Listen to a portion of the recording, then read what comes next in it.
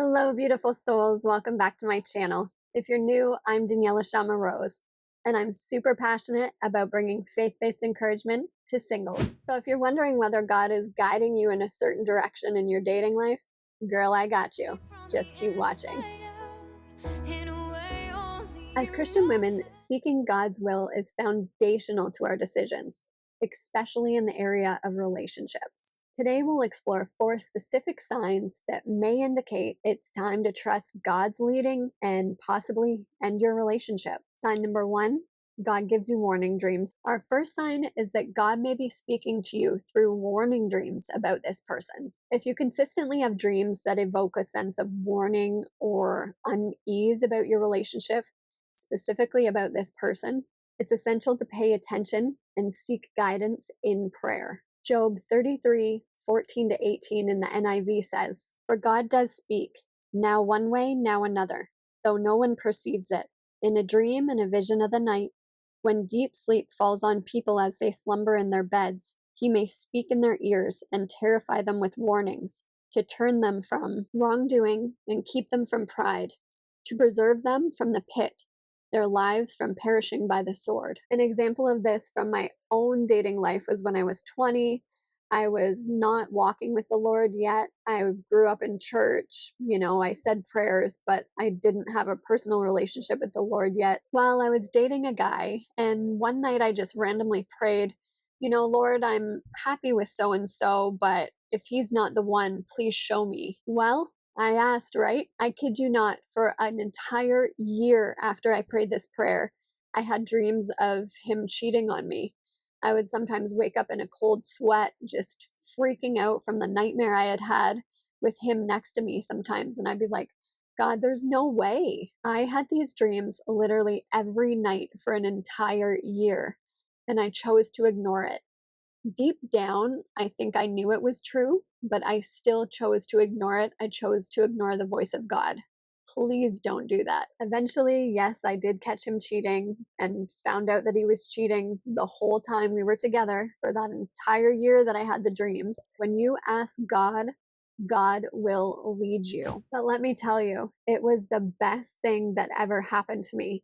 Because of the betrayal and the heartache from this relationship, I ended up meeting the Lord, and he changed my life in such an amazing way. Please, beloveds, I beg you, if God gives you warning dreams about someone, do not ignore them. Sign number 2 is he does not make you a priority. Another significant sign is a lack of priority and pursuit. God's plan for relationships involves mutual effort and prioritization. If your partner consistently fails to make you a priority or to pursue you, it may be God prompting you to reevaluate. Ephesians 5:25 in the NIV says, "Husbands, love your wives, just as Christ loved the church and gave himself up for her." Are you always the one having to call or text him?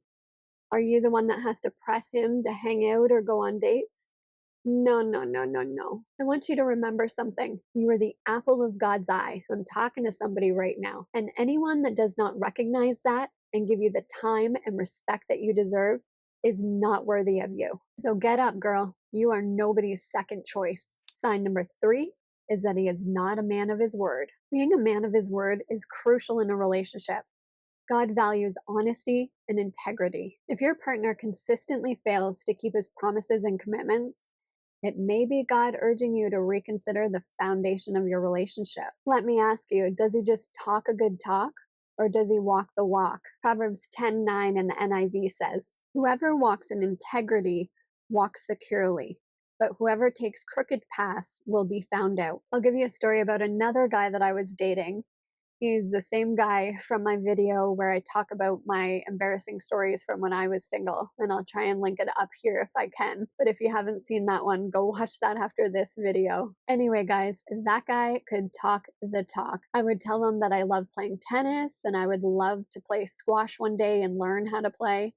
And then he would just go on and on about how he could teach me and he's such a great squash player and all this stuff. Or I would say how I've always wanted to go camping in a yurt.